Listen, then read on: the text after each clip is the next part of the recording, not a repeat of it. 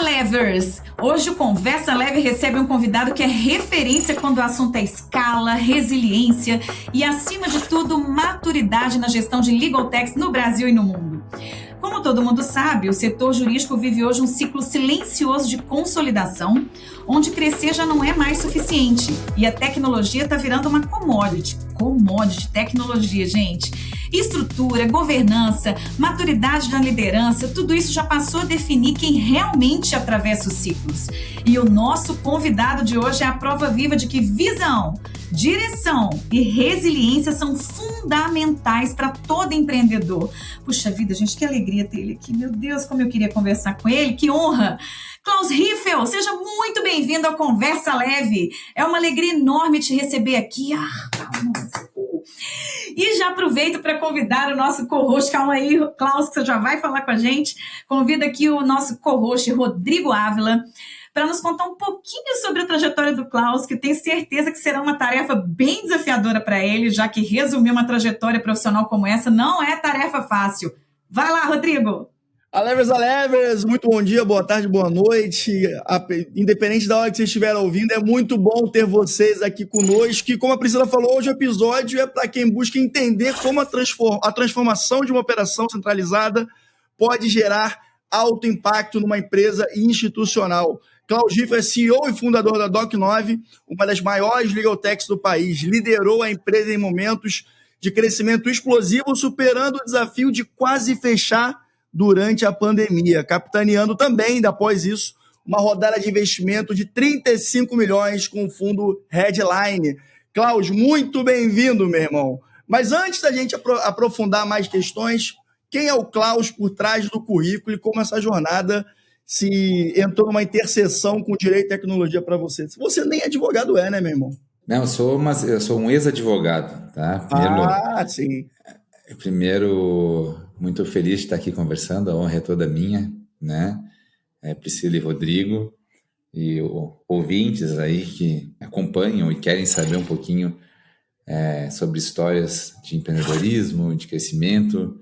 É sempre um prazer falar para quem é ávido e quer crescer. E usando esse gancho, quem é o Klaus, né? Eu sou um advogado de formação, com pós-graduação em Direito Tributário e Societário, mas que lá pelas tantas entendi que estava num quadrado que não era o meu, né? Trabalhava num grande escritório de advocacia, que tinha uma rotina da qual eu gostava, mas me sentia um pouco inquieto ali. Então, primeira coisa, uma autorreflexão, sou uma pessoa totalmente inquieta, uma pessoa que busca sempre me desenvolver, e vi que aquela rotina, que aquele ambiente do escritório não ia trazer a felicidade que eu imaginava.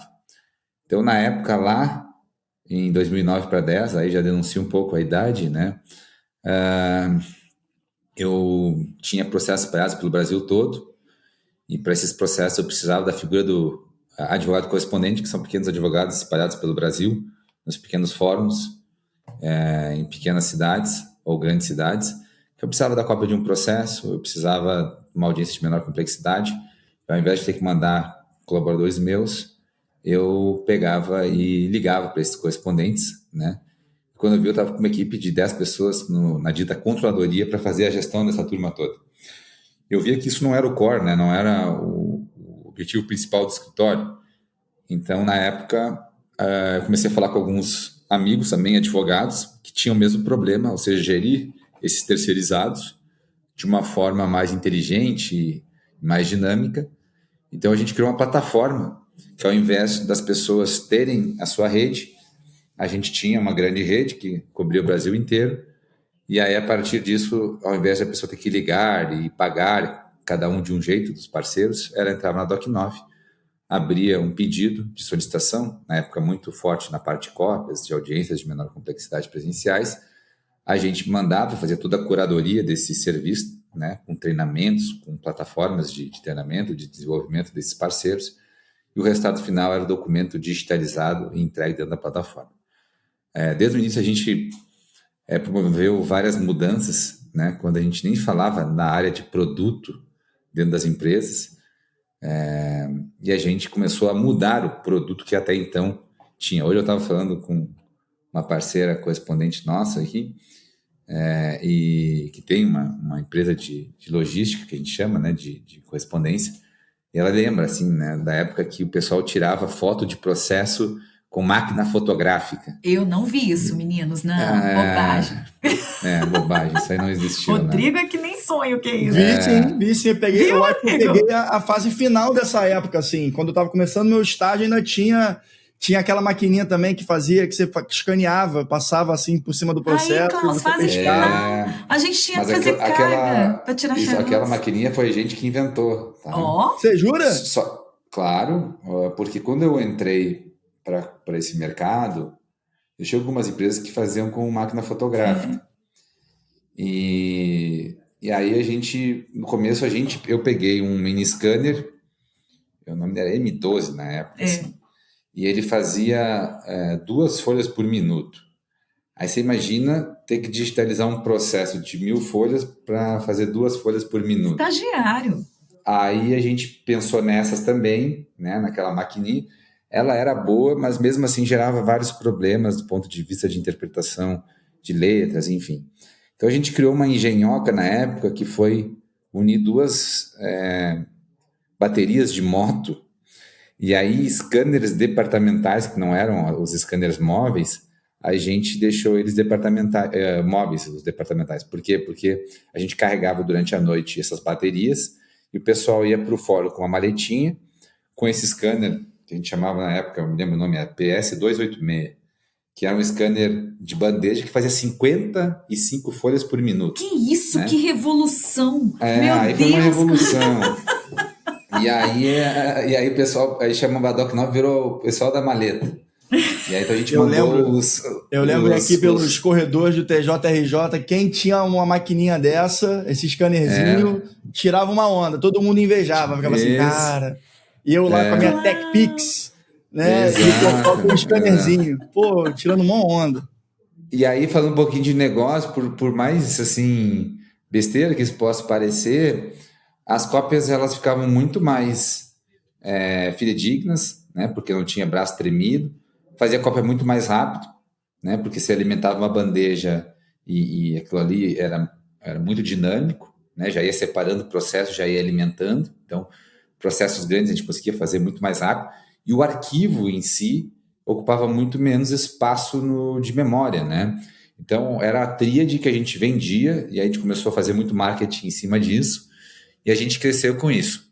Depois, quando a gente foi para a parte de audiências, a gente começou, e aí eu acho que uma coisa para quem está nos ouvindo, a gente sempre tem um livro muito legal do Peter Thiel, 0 a 1, que ele fala um pouco disso, tá? Que a gente pode criar o nosso oceano azul, né? E a gente às vezes acha que está numa poça vermelha, todo mundo concorrendo, mas quando a gente acha uma forma de se diferenciar e abrir um mercado que antes era muito mais do mesmo, a gente acaba abrindo uma oportunidade grande para nós. Então, por exemplo, na parte de audiências, todo mundo ia lá e representava, depois da reforma trabalhista, as empresas como prepostos, advogados, enfim. E a Doc9, a partir da possibilidade legal, a gente criou uma jornada de treinamento de parceiros a partir, né, do treinamento que era passado pelo cliente, mas treinamento individual de postura, de como fazer um acordo, de como se apresentar para uma audiência, de tempo com antecedência. Então, a gente acabava dizendo que a gente nem competia, porque uma coisa é um produto de uma pessoa que simplesmente vai e outra coisa é uma academia de desenvolvimento de parceiros. Então, você pode dizer assim, mas é o mesmo produto, a gente não se posicionava como uma empresa concorrente de outros parceiros que não tinham a nossa tecnologia, enfim. Então, a gente abriu um oceano azul a partir de algo de um ambiente extremamente concorrente. Olha só que interessante, a Levers, vocês estão ouvindo aqui, a gente sabe que o Brasil é o segundo maior país do mundo, proporcionalmente em número de advogados com a população. A gente tem ouvintes muito fortes aqui, Klaus, na região norte, nordeste, na pontinha do sul do Brasil, e não é só esse miolo que a gente tem de região sudeste aqui. E quando o pessoal me liga todo dia, eu recebo umas 10 ligações por dia dizendo assim, Priscila, Eu fui promovido aqui no meu departamento jurídico, no meu escritório, eu disse que eu ia levar inovação e agora eu não sei por onde começa. Vocês estão ouvindo aqui, pessoal, um empreendedor de sucesso que já teve seus tombos, que aprendeu muito com isso, e ele trouxe lá no inicinho felicidade, ele buscava aquela felicidade que ele não encontrou como um advogado para o qual, entre aspas, ele foi formado na faculdade, em escritórios, em departamentos jurídicos. Eu mesma fui uma contratante da Doc9 aqui, quando eu trabalhava para grandes bancos, enfim, eu lembro direitinho, chegando os arquivos lindos em PDF dentro do sistema, enfim, vi tudo isso floreando. Mas quando você fala em Oceano Azul, me vem à cabeça aqui, eu criei a Leve em março de 2021 para a gente desenvolver startups, resolvendo dores específicas. Hoje o nosso portfólio está chegando a 200 milhões de reais aqui em startups, e eu olho para a Doc9 muito parecida com isso, com muitos tropeços, muitos aprendizados. E aí, Klaus, abrindo essa porteira aí para você realmente dizer para os Alevers como que um advogado, né, uma pessoa formada para litigar, digamos assim, a gente é formado para o contencioso, né, também sou advogada aqui. Como é que você percebeu essa virada, especialmente na pandemia? Eu estou super curiosa, Klaus, porque foi uma mudança que eu acompanhei também. Rodrigo também sabe a história toda aqui, mas deixa os Alevers entenderem, né, Rodrigo? Claro. O que aconteceu aí. Conta para nós um pouquinho dessa virada, Klaus, por favor. Legal. A gente tem uma situação na vida que eu entendo, ontem eu estava falando sobre isso aqui dentro da Doc9, que num ambiente muito volátil, como é o que a gente vive hoje, eu entendo que as pessoas que vão sobreviver ou que vão ter sucesso são aquelas que conseguem se adaptar de forma mais rápida. Eu costumo dizer que a gente tem dois tipos de estratégia. A estratégia deliberada quer dizer que a gente vai sair do ponto A para o ponto B. Mas em 99% dos casos, pelo menos na minha trajetória, as coisas não saíram exatamente como planejado, principalmente do ponto de vista de estratégia de curto, médio e longo prazo. E aí a gente tem as estratégias emergentes, que são aquelas que surgem a partir da necessidade e das dificuldades que a gente encontra pelo caminho. A pandemia foi exatamente isso. Eu contei um pouquinho do início da parte de logística e a gente vinha crescendo muito, tá? 40%, 50% ao ano.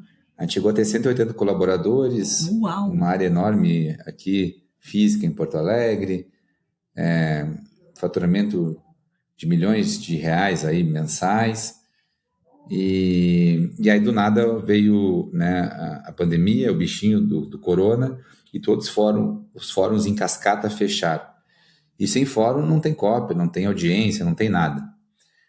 E aquela estratégia deliberada que a gente tinha de crescimento, talvez fosse o ano que a gente mais ia gerar caixa, era o ano que a gente tinha tudo programado, foi um ano que a gente teve uma frustração muito grande. Mas olhando para trás, o que poderia ser visto como algo catastrófico foi uma super oportunidade de pivotagem e até de tirar do papel e da gaveta projetos que estavam há horas para serem concebidos, né? Só que a estratégia emergente, como eu disse antes, ela depende muito da situação do mercado e do que se apresenta naquele instante. Na pandemia, a gente viu, né, que os fóruns não iam voltar, até a gente segurou a turma um bom tempo, então a gente foi obrigado a demitir 110 pessoas em 2 dias. Caramba! Isso foi extremamente complexo e dolorido. Depois até a gente fez um pacto de contratar essas pessoas, enfim. Só que a gente viu e observando, eu acho que o empreendedor tem muito disso, né, de observar dores para poder resolvê-las. E se a gente consegue resolver essa dor antes dos demais, a gente tem um edge aí, uma vantagem importante. E na época da pandemia, a gente viu que os processos não podiam parar, então eles foram digitalizados. No momento que eles foram digitalizados, eles foram parar em 130 cortes virtuais diferentes, ou seja, 130 sistemas operacionais e jurídicos diferentes. Então, por exemplo, na época, se o processo era primeiro grau, ele ia para o sistema Y lá na Bahia. Se era segundo grau, ele ia para o outro sistema. Se ele era trabalhista, ele ia para um terceiro. Então, só na Bahia tinha 5 sistemas, né? Aí você pega multiplicado por todos os estados e Distrito Federal, isso aí dava 130 sistemas. E tem escritório que tem 130, 140, 200, 1.000 advogados. Agora você imagina cadastrar. E cada vez que um advogado precisa interagir com o processo, ele precisa de um certificado digital. Então, imagina um escritório grande ter que cadastrar 1.000 advogados em 130 cortes e fazer a gestão dessa turma toda, porque aí um advogado sai, um advogado entra, aí um advogado tem um problema com o certificado. Isso foi um caos. Então, e foi um caos. Então, qual foi a estratégia dos escritórios à época? Bom, eu vou cadastrar todos os processos em nome de 1, 2, no máximo 3 pessoas, que eram os sócios dos escritórios, e esse pessoal começou a pegar o seu certificado e distribuir na mão de todo mundo dentro do escritório. Isso gerou problemas enormes do ponto de vista de compliance, LGPD, inclusive leis penais, porque eu não vou no cartório e assino o nome da Priscila sem que ela me passe uma procuração. Mas no momento em que eu assino com o certificado da Priscila e a Priscila está consentindo com essa situação, eu e a Priscila estamos cometendo crime de falsidade ideológica. Então a gente resolveu criar o RUM para quem em inglês, né, WHON, que é o primeiro gerenciador de certificados digitais do Brasil, que ao invés, então, dos escritórios, dos sócios, darem o seu certificado na mão das pessoas e elas terem um cheque em branco, porque eu, com o certificado de outra pessoa, eu posso assinar contratos, demitir, contratar pessoas, vender e comprar imóveis, vender os dados na Dark Web, acessar os dados financeiros, enfim. A lista de fraudes e de possíveis problemas é praticamente infinita. Então, ao invés de fazer isso, a pessoa sobe o certificado na nossa nuvem, né, e o dono do certificado, ou um gestor por ele nomeado, passa concessões de uso, né, para advogados. Então, exemplo, a Priscila é minha advogada e ela só atua no TJ São Paulo, nos processos do escritório aqui do RIF, ou advogados no TJ São Paulo. Então, eu ou o meu gestor certificado vai entrar no nosso sistema, vai passar uma concessão de uso para a Priscila, e aí a Priscila vai baixar um token, que é o serial alfanumérico que vai no e-mail para ela, com a concessão, e ela sobe numa extensão do Google Chrome, outro navegador qualquer. Quando ela subiu nessa extensão, vai abrir uma lista pendente, assim, só com os sistemas que ela tem acesso. Então, se a Priscila só acessa o TJ São Paulo, só vai ter esse tribunal para ela acessar com o meu certificado. Então, veja que a Priscila não tem mais um cheque em branco na mão, ela só acessa a esse tribunal. E aí, algumas coisas legais. Primeiro, a partir dessa ferramenta, a gente consegue rastrear tudo o que a Priscila está fazendo ou não com o certificado do cloud. Então, existe uma rastreabilidade. Até para fins de LGPD, depois de compliance. Se tem um vazamento, eu sei quem usou o certificado, quando que usou, enfim. Eu consigo dar legalidade, porque eu passo uma procuração de uso, né, nos mesmos moldes da Receita Federal, claro, respeitando sempre, e aí isso é uma responsabilidade do escritório, as prerrogativas e os poderes de cada pessoa. Eu não vou passar para um estagiário poder fazer algo de advogado ou vice-versa, mas cada vez que eu passo uma concessão, vai também um documento que dá poderes para essa pessoa utilizar. E terceiro, eu ainda posso dizer o que a pessoa vai ou não fazer com o meu certificado dentro de cada sistema. Então, por exemplo, eu posso dizer que a Priscila vai acessar o TJ São Paulo, mas ela não vai poder se dar por intimada ou vai poder ter acesso a depósitos judiciais. Então, como a gente emula, ou seja, a gente reproduz a interface por robôs de todos os sistemas, e hoje que a gente, né, se conecta, e hoje são mais de 1.500 sistemas que o RUM se conecta, a gente consegue ainda gerir o que cada pessoa vai ou não fazer dentro de cada sistema. E a gente queria chegar, e a gente lançou isso na pandemia, a gente queria chegar em 300 clientes em 2 anos, a gente acabou fazendo isso em 3 meses. Hoje nós estamos chegando em 1.800 clientes, dentre eles escritórios de advocacia e grandes empresas, porque também tem essa dor. Imagina, por exemplo, que o diretor estatutário de uma Ambev, de uma Claro, é um cara que ele é muito caro, porque ele está no estatuto, mas ele é o responsável pelas obrigações acessórias, por emitir, né, guias, subir guias em sistemas, mas ele não vai ficar fazendo isso. Então ele pega o seu certificado, bota na mão de 100 pessoas de tax, 100 pessoas de contábil, e essas pessoas podem fazer também o que quiser com o seu certificado do diretor estatutário. Klaus Riffel, você foi o Rodrigo, eu vou falar para os alevos e crianças, olha isso que ele acabou de dizer. Agora vem para o lado de cá, março de 2020, você que estava na pandemia, teve que ir para casa correndo, levando seus computadores, aquela loucura, fechou tudo. Lembro direitinho.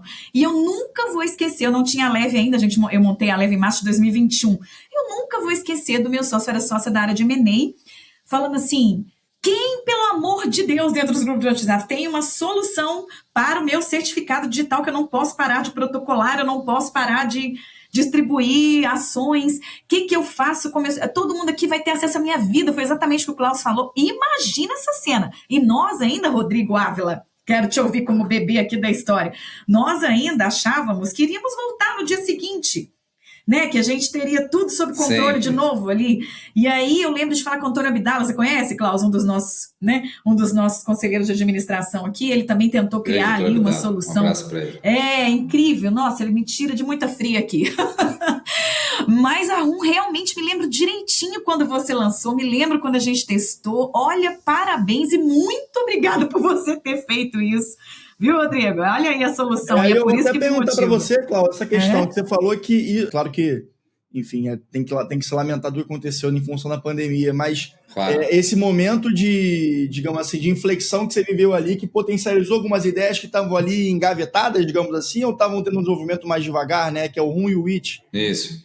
Já existia a ideia, então? A ideia, ela, na verdade, já existia, porque nós fomos inquiridos pela Ambev, uma época, justamente, e eu posso contar essa história porque ela foi noticiada, que teve um vazamento muito grande dentro da empresa, porque alguém pegou o certificado do diretor estatutário e era para fazer alguma coisa dentro do ECAC da Receita Federal, e a pessoa entrou na declaração de bens e direitos desse diretor estatutário, imprimiu tudo e passou e mandou do e-mail anônimo para a companhia toda. E aí isso não foi só uma situação vexatória, mas demonstrou para a Ambev e para outras grandes empresas quão frágil é essa prática de compartilhamento de certificado. E às vezes a gente tem um cuidado tão grande em firewalls, antivírus e proteções tecnológicas, mas existe, né, toda a parte de riscos de engenharia social, que chama, né, em termos de ataques hackers, enfim, e usando certificado é uma porta mais do que aberta, né, Priscila e Rodrigo, para esse tipo de situação.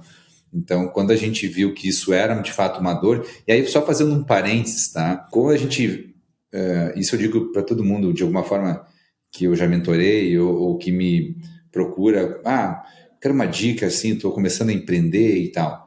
E aí eu tenho um livro que eu li recentemente, que é Apaixone-se pelo problema, não pela solução. Cara, né? Todo mundo fala desse livro. Eu acho que é o campeão. Inclusive, o amarelinho aqui em cima é justamente ele. Toda vez o Rodrigo mostra lá. Tá aqui, gente. Ó, toda hora eu tenho que deixar com ele aqui do lado, cara. Porque... Mas é uma verdade, né? Porque, claro, ali eu acho assim, o livro ele tem capítulos, para sendo muito assim, transparente, tem capítulos que eles servem para empresas que já estão num outro estágio. Ele fala muito sobre exit, de rodada e tal, né? E aí eu acho que dá para dar uma filtrada, né? Como a Doc9 está agora nessa linha de VC Tracking, eu aproveitei ele do início ao fim, que nem a gente chama aqui no Sul, de cabo a rabo. Mas eu acho que tem capítulos que eles são mais voltados para quem está começando a empreender. E um deles fala justamente isso, né?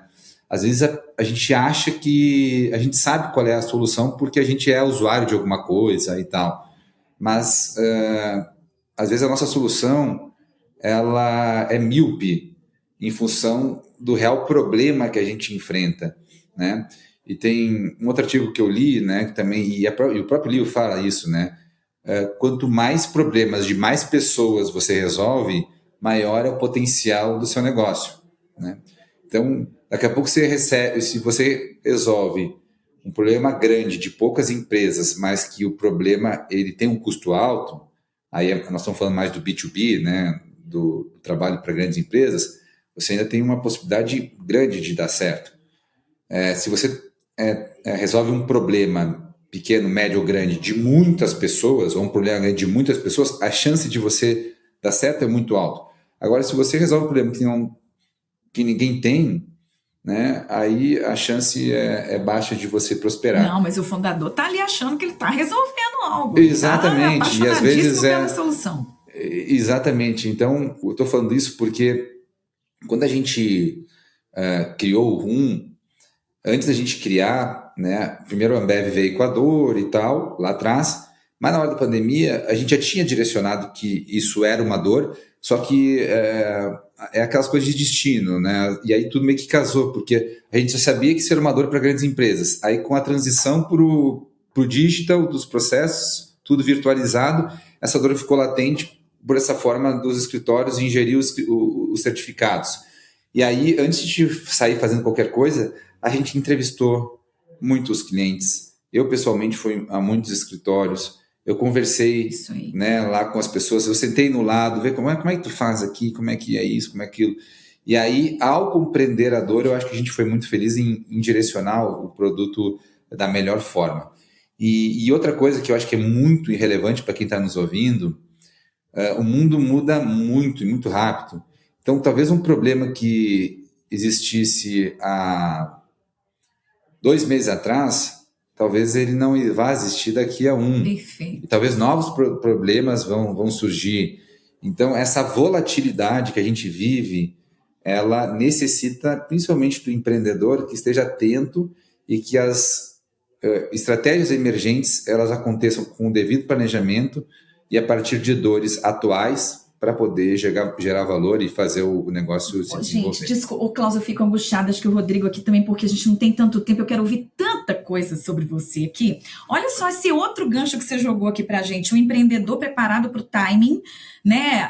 Inclusive a Leve hoje está preparada para se tornar uma máquina realmente de M&A, fundraising e tudo mais, porque as empresas estão alterando muito rápido. Você tem uma ideia, a gente trouxe a Criaí, por exemplo, para o portfólio, em 1 ano com a gente aqui, ela foi vendida por mais de 20 milhões conosco aqui, do zero para mais de 20 milhões, né? Isso está público lá na preâmbulo, e a gente tem startups que já foram investidas pela Domo, estão sendo analisadas aí pelo Romero, também pela Headline. Os fundos estão sempre em contato conosco. Eu amo fazer isso. Eu era advogada advisor de M&A antes da Leve, né? Então a gente sabe que tem muito dinheiro disponível. O que faltam são os bons empreendedores coachable, né, Klaus? E a gente sabe que a Doc9 captou aí 35 milhões de reais, salvo engano, pela Headline. E eu fico olhando aqui, você falou sobre VC, né? Você está nessa curva aí do Venture Capital, e você levou tombo, você estava ali, aprendeu, esteve ao lado dos seus clientes. Eu tenho alguns founders aqui que eu preciso pegar na mão deles e falar, ouve o cliente, tá aqui, ó. Porque eu sou Venture Builder, então eu sou uma sócia estrategista ao lado deles, né? E pela nossa experiência da Leve, eu tenho que colocá-los junto com os clientes. O que você fez é o que a gente chama internamente de business design, e fez design sprint com os clientes, né? Ao lado, rodando POC e tudo. Como é que foi a sua experiência em termos de mudança de cultura, de nível de exigência desses reporting todo, que a gente sabe que ganhar um dinheiro de investidor, entre aspas, ganhar, né? Implica também uma governança e um compliance muito mais forte, que dinheiro não resolve todos os problemas. Dinheiro a gente faz, né, Klaus, internamente. E por que o dinheiro da Headline veio somar para o seu crescimento? Conta um pouquinho para nós, por favor. Eu acho que a parte de compliance, assim, Priscila, e também de governança, de gestão, ela tem que vir muito antes do dinheiro. Perfeito. Tá? Eu acho que a gente sempre foi uma empresa muito drivada por dados. O tempo total entre a proposta da Headline e o fechamento do deal foram menos de 3 meses. Uau, foram 2 meses e pouco. Porque a gente já tinha todo o book pronto, né? Porque a gente já tem tudo planilhado, porque a gente tem uma base financeira muito sólida. E pode parecer clichê o que eu vou dizer, mas assim, hoje em dia a gente vê muita ferramenta de inteligência artificial, muita coisa muito legal e que eu acho que realmente muda jogo. Mas o bom e velho PDCA, o bom e velho gestão, o bom e velho dado, o bom e velho professor Falcone lá e Kaizen, isso aí não tem coisa que mude. O arroz com feijão. Então, assim, ó, fatos e dados. Eu acho que quem não mede, não gere. Né? O que eu vejo de empresa, que às vezes eu tento ajudar e tal, pergunto assim, cara, mas qual é o teu resultado? Pô, tem dificuldade de mensurar. Mas qual é o teu fluxo de caixa? Cara, na verdade, todas as empresas morrem, né, por falta de fluxo de caixa. É aí que a coisa para. Né? E até estava vendo um outro podcast da pessoal da Vetex falando que eu achei muito legal, né? Ele falou com uma simplicidade, dizendo o seguinte, depois que entrou fundo, aí a gente começou a ter SAP, não sei o CP, Começou a ter sistema, uma série de... Mas eu passei 12 anos da minha vida olhando o fluxo de caixa. Tem um amigo meu que brinca, assim, né? Que ele fala assim, eu quero saber quanto é que... Porque o pai dele fala isso, né? O pai dele é uma figura. Quanto é que sobe para o vinho? Né? Então, quanto é que sobe na última linha para o vinho? Então, se o cara não sabe quanto é que sobe na última linha para o vinho, ele pode ser que amanhã não sobra nada para o vinho e está faltando. Então, a gente, às vezes, a gente já fez M&A com empresas que a gente foi analisar e o cara não viu que provavelmente em 2 anos ele ia fechar as portas, em 6 meses ele ia fechar as portas, porque não tinha esse dado. Então, te dizendo assim, eu acho que a parte de governança, de dados, de informação e até mesmo de compliance, de segurança, é hoje requisito básico. E a gente tem tanta informação, né, tanta ferramenta para que isso aconteça, mas o fundamento, por isso que eu falo em professor Falcone, Kaizen, gestão, feijão com arroz, ele vai ser sempre o mesmo, de uma maneira mais fácil ou menos fácil a partir da coleta e análise de dados. Então, sendo bem transparente, com a entrada da Headline, até pelo perfil deles, pouca coisa mudou da Doc9. Né? A gente tem reuniões semanais ali, em termos de conselho, mas, a gente buscou... Isso é uma história legal de contar também, tá? Gosto. Histórias boas te gosta, né, Rodrigo? O ser humano é feito de história. Reuniões semanais, vocês viram? Quando a gente estava nessa transição de logística para o RUM, a gente achava que tinha e tinha mesmo um super produto na mão, só que quando a gente foi fazer o roadshow, que significa passar o chapéu lá para buscar recurso, a gente tomou 25 nãos, de 25 VCs diferentes. Naquele momento foi muito bom, e é sempre legal a gente analisar também o lado cheio do copo, que a gente conheceu muito o fit, né, e a cultura desses fundos quando a gente estava por baixo. Quando a gente começou a crescer e o RUM começou a bombar, aí só fazendo parênteses também, a gente teve um investidor anjo, esse sim foi um anjo na nossa vida, tá? O Kiko Turmina. Esse cara, ele criou do zero uma das maiores empresas de distribuidora de produtos conectando, né, a indústria varejo do Brasil. Que legal, adoro essas pessoas. E aí, do nada, a gente estava remando e o RUM precisava crescer, até a gente já estava gerando caixa, e aí vem um outro ponto importante, só é o parênteses, dentro do parênteses, eu acredito muito em captação de recurso quando a pessoa tem um plano definido e de alguma forma quer acelerar crescimento, né? E não simplesmente captar por captar, como a gente via lá em 2021, aquela festa, e sem saber como é que as empresas param de pé. Então, o RUM, ele já dava resultado, ele já gerava caixa, só que a gente sabia que iam vir concorrentes e que a gente precisava crescer rápido. Então, foi aí que a gente fez o roadshow, a gente tomou muito não, aí veio eu chamo ele de Kiko, né? O José Luiz, e em 3 dias eu mandei as planilhas, ele é pessoa aqui do interior do estado, manda as planilhas e tal. Eu mandei as planilhas, ele avaliou, e aí tem uma coisa que ele fala muito legal, que é o rastro, né, das pessoas, do empreendedor. Isso a gente acha que não é importante, mas o nosso nome, a forma como a gente conduz as coisas, talvez seja o nosso maior ativo. Perfeito, né? Klaus. Então, ele viu isso e conversou com algumas pessoas, entendeu o meu passado, falou, gostei de ti, gostei dos dados da empresa, vou investir. Em 3 dias o cheque estava feito. Ai, né? Que história sensacional. E aí, com esse investidor, a gente conseguiu crescer super o RUM. Eu te contei tudo isso para dizer que depois a maré mudou, né? Porque daí os fundos começaram a nos procurar, a gente sai de 40 para 60, para 70, para 100 pessoas no LinkedIn, aí aquilo ali começa a alertar alguns robôs, e aí tinha tanto fundo que começou a nos procurar, que tinha até alguns que a gente tinha falado antes, que nem lembrava que já tinham dado não para nós. Aí, Rodrigo, olha isso, e a gente falando aqui. E aí, só que aí eu já conhecia, e aí desses ficaram 3, 4 fundos que eu gostei muito nas conversas iniciais. Legal. E depois também. E desses a Headline mais se sobressaiu, foi uma proposta muito rápida, teve o fit. E hoje, e falar tudo isso para dizer que hoje a gente continua com uma governança muito forte, mas por causa da nossa cultura, pouca coisa alterou.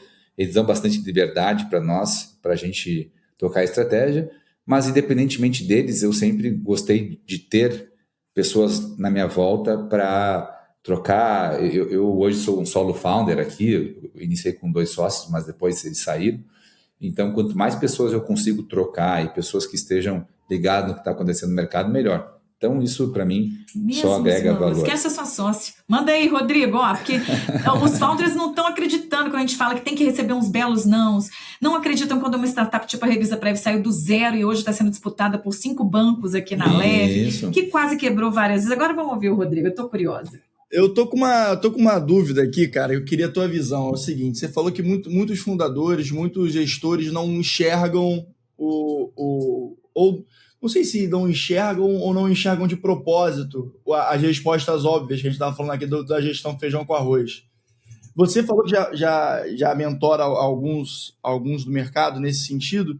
E a sua leitura desse porquê as pessoas não enxergam o que o feijão com arroz, né? O básico que todo mundo tem que fazer bem feito, porque as pessoas tentam botar uma miopia na própria visão para poder não enxergar o que muitas vezes é um risco, até no futuro de curto prazo, cara. Eu tenho algumas teorias, tá? Eu quero ouvir todas. Boa.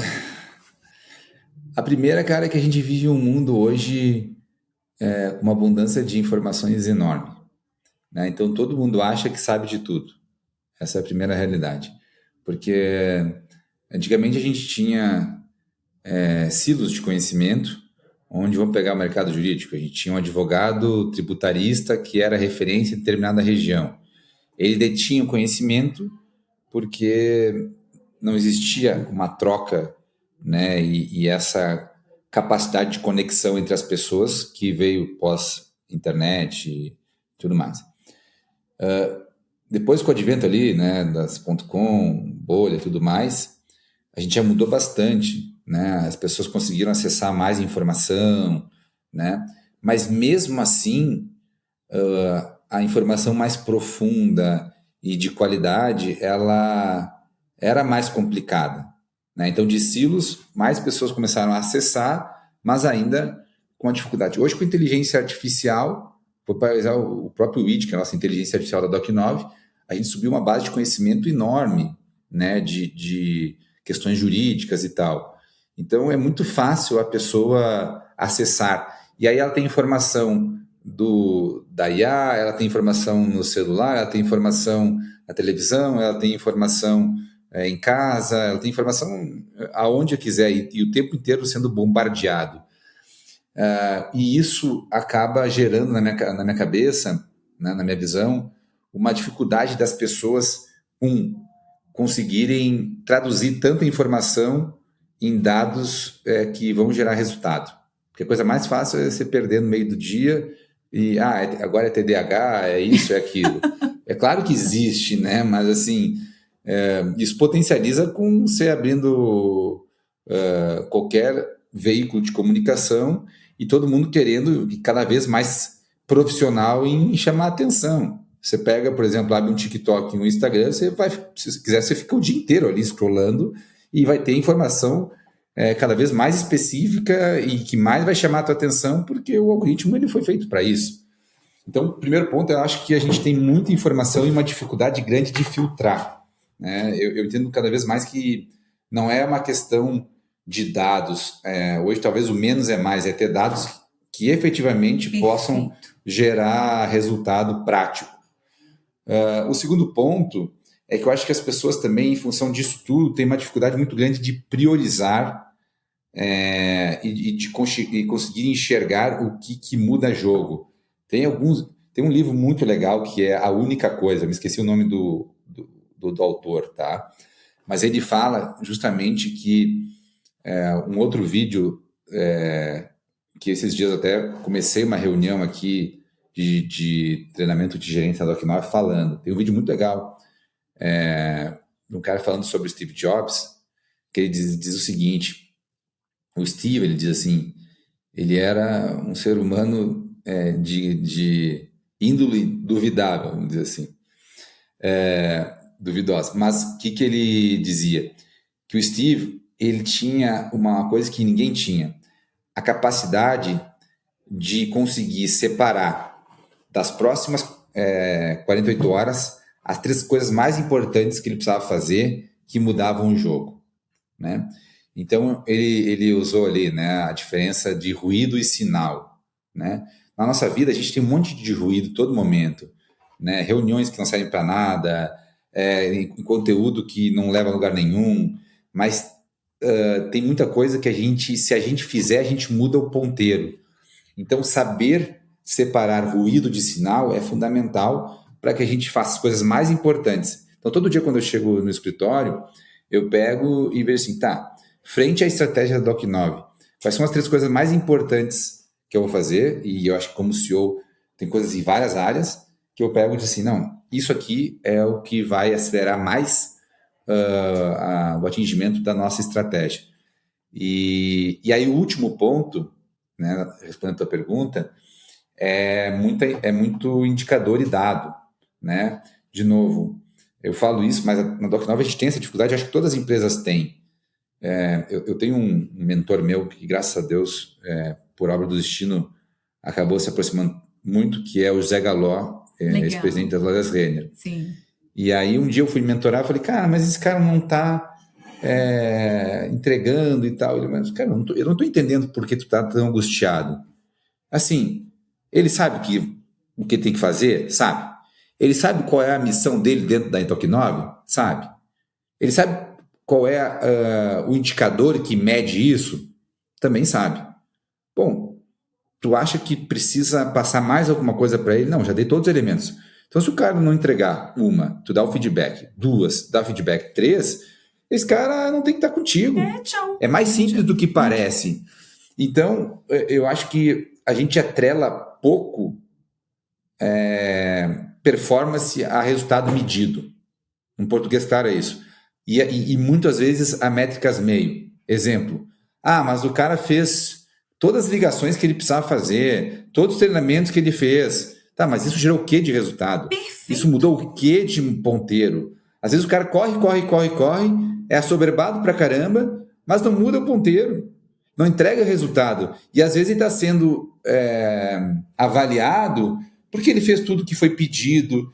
Mas hoje as pessoas têm que ter a capacidade de enxergar e dizer assim, e demonstrar, eu fui contratado para resolver este problema, meu quadrado é este, tá certo?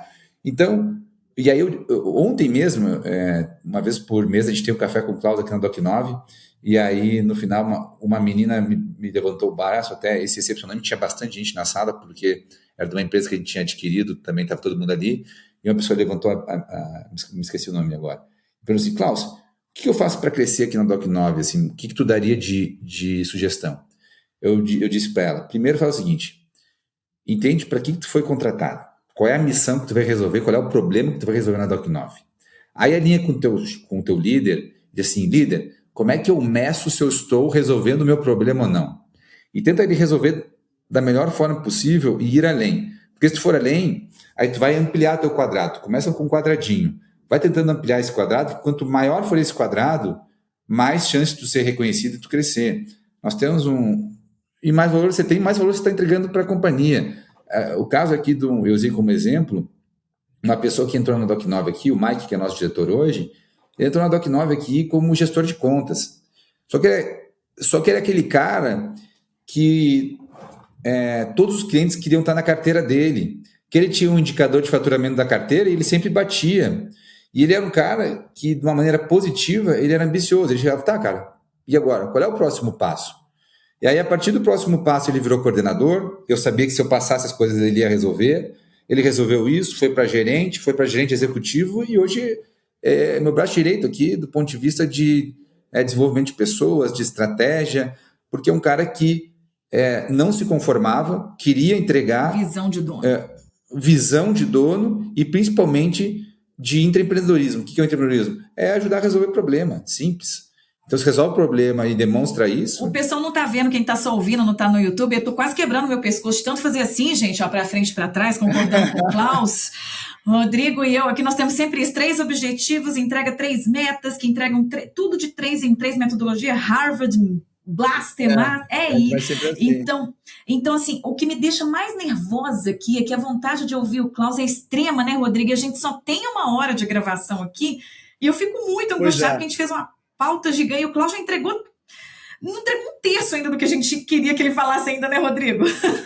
E já falou tanto. E fala pra caramba Não, também, e a gente tá né? adorando Não, aqui. mas é bom, cara. A gente gosta disso, porque a gente compartilha aí para nossa audiência, para nosso ecossistema, tudo que você tem como visão e, de certa forma, canalizou para o sucesso que você vem alcançando hoje. E aí, cara, eu queria falar um tema que a gente já falou aqui de Peter Thiel, a gente já falou aqui de Gary Keller, tá? A única coisa.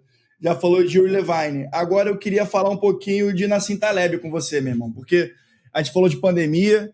Eu sei particularmente que a Doc9 é uma empresa gaúcha, tia, com muito orgulho. E É o carioca tentando fazer o tio, ó. Estive presente no Doc9 Summit, que foi um evento maravilhoso, e eu vi a relevância de fazer um evento no Rio Grande do Sul depois das chuvas que aconteceram naquela época. Boa, Rodrigo. Que vocês venceram.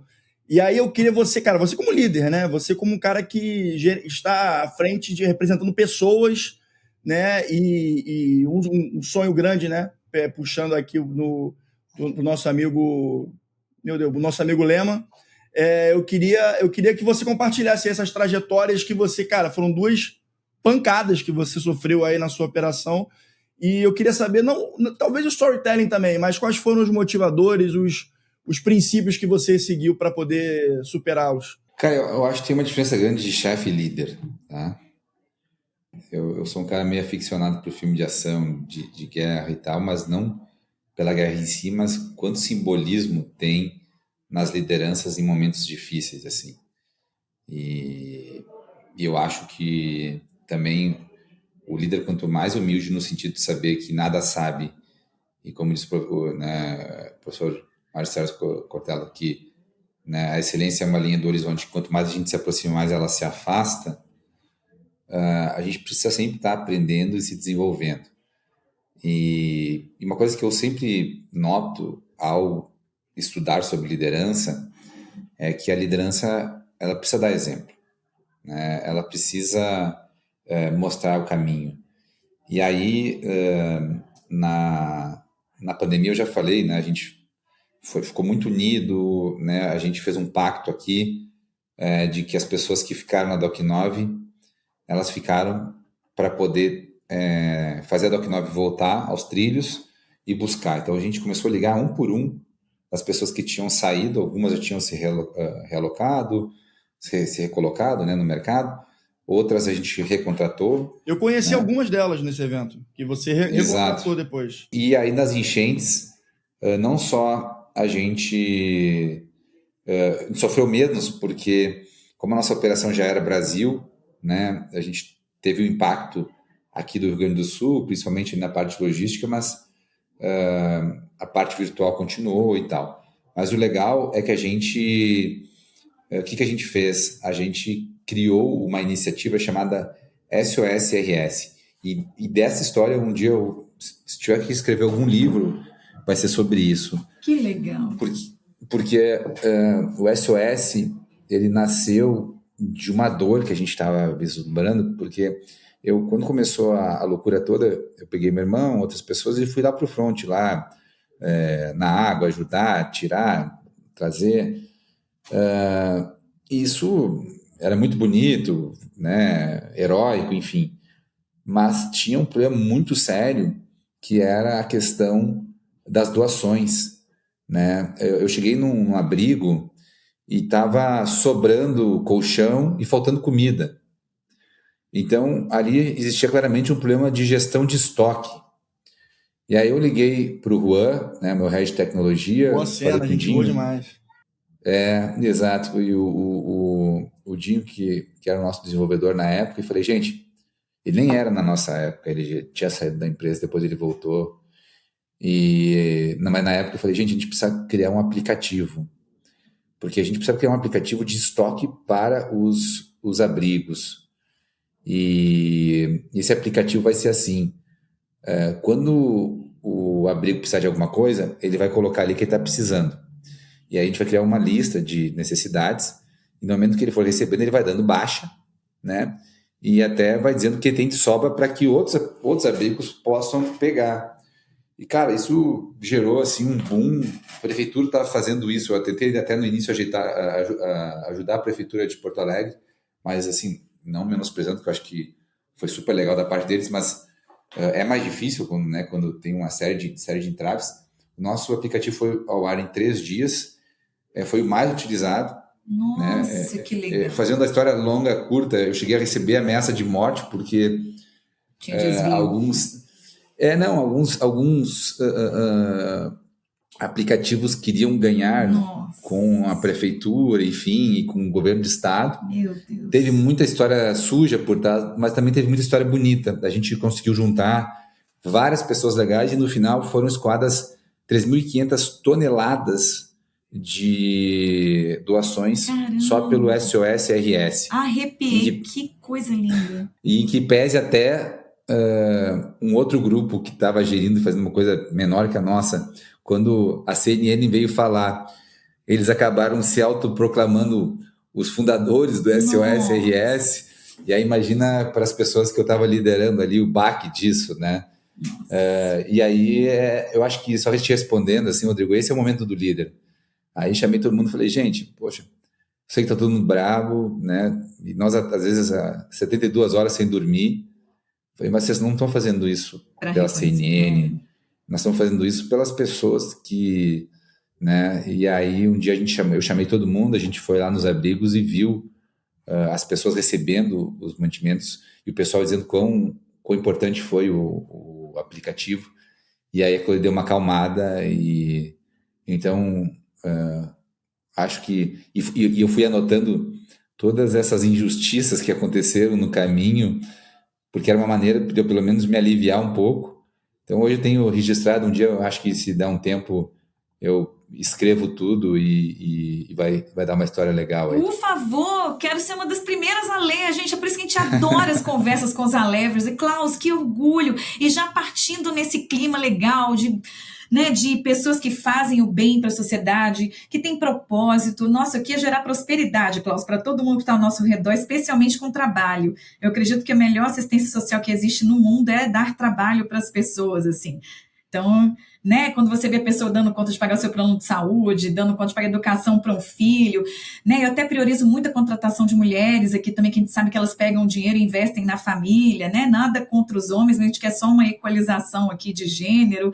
Então, partindo para isso, e esse clima que ficou legal aqui, apesar de todas as tragédias, conta pra gente aqui, Klaus Riffel, uma história curiosa, um perrengue chique, alguma coisa assim cômica que você já viveu, para que os Alevers entendam que nem tudo é só, tudo preto no branco, só DRE, só balanço. Conta um pouquinho para nós aqui, Klaus, uma trajetória que faça a gente falar, nó, essa aí foi, hein? Tem uma história bem engraçada, que no início da DOC9, nos 5 primeiros anos, a DOC9 vinha crescendo, eu fazia parte do grupo chamado Ciclo Empreendedor, que era um grupo de jovens, muito legal, que eu faço parte do conselho, foi criado em 2008 aqui em Porto Alegre. Que legal.